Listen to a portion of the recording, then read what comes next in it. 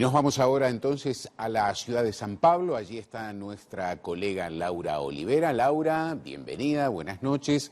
Para contarnos un poquito más, algún otro elemento, una visión bien uruguaya de lo que está pasando en la Nación del Norte. Bienvenida.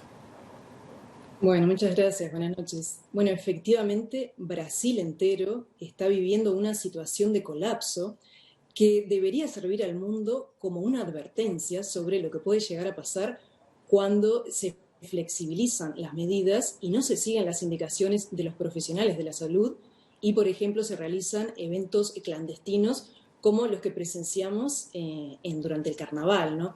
Actualmente, ningún otro país del mundo se está enfrentando con números récord de muertes como lo está haciendo Brasil.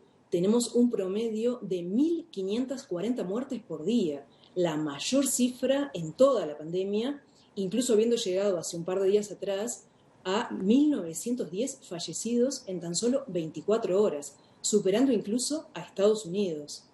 Y el panorama no es para nada alentador. Se prevé que las muertes totales a lo largo de toda la pandemia aquí en Brasil alcancen los 500.000 fallecidos. Ya como escuchábamos recién en el informe, pasamos la mitad de esta cifra, 260.000 muertes.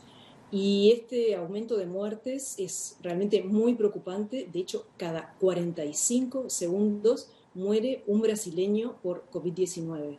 Es como si se estrellaran 5 aviones por día sin ningún sobreviviente. Claro.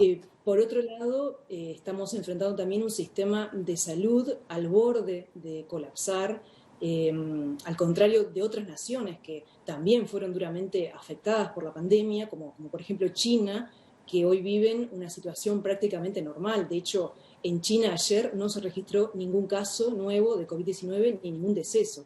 Bueno, Brasil, por su lado, está haciendo frente a una situación crítica con 13 de los 27 estados del país, con una ocupación hospitalar por encima del 90% y 8 sobre el 80%. Claro. Varias capitales de estos estados Laura, enfrentando colapso total. Laura, un par de consultas. Por ejemplo, ¿en qué medida en esta situación que ha ido creciendo, aumentando el agravamiento, pudo haber incidido esto que se está hablando en estos últimos días de la nueva cepa o la cepa de Manaos? Eso por un lado.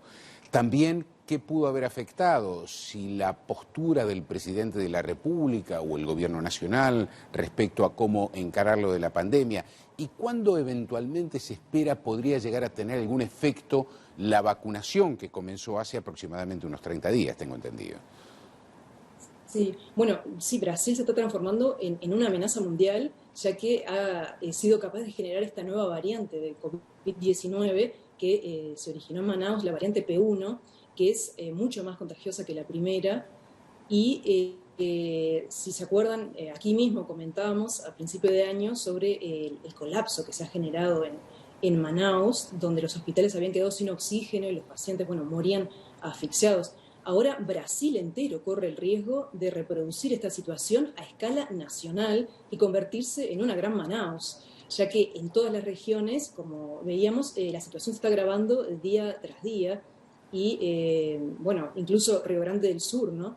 El estado más cercano a Uruguay está totalmente colapsado, con una sobreocupación de los CTI del 102%, ¿no? Y la situación tiende a empeorar y se augura que para marzo y abril la situación sea aún peor.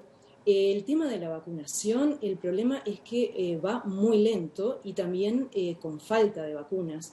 La previsión aquí en Brasil es tener a toda la población vacunada para fines del año. Se hablaba de un 75% de vacunados para octubre, pero la realidad es que poco más de 8 millones de personas tomaron recién la primera dosis y 2 millones y medio la segunda. O sea, en total 11 millones de dosis ya fueron aplicadas desde el 17 de enero, van a ser 2 meses. Entonces, también estamos hablando de una población de Brasil de 200 millones de habitantes y de una vacunación al tan solo el 5% de estas personas. Bien. Y tan solo poco más del 1% ha recibido las 2 dosis, o sea que se podría decir que están efectivamente inmunizadas. Y bueno, el problema ahora, el mayor problema, es la falta de vacunas, que bueno, se espera que para recién el segundo semestre lleguen más vacunas, las vacunas de Pfizer, de Sputnik, Oxford, y también más dosis de la vacuna Coronavac, que es la que se está produciendo aquí en San Pablo, en el Instituto Butantan, que está trabajando duramente las 24 horas por día produciendo vacunas para satisfacer la demanda de toda la población, porque de hecho de 9 de cada 10 vacunas son generadas por insumos de China, ¿no? La vacuna Coronavac. Laura, muchísimas gracias por toda esta información muy clara, muy precisa, por cierto, y me quedé con este último dato de que no hay vacunas allá, acá hay, pero todavía viene lenta la vacunación. Muchas gracias por la información, estaremos en contacto en cualquier momento. Muchas gracias. Daniel Castro sigue con más información en Telenoche.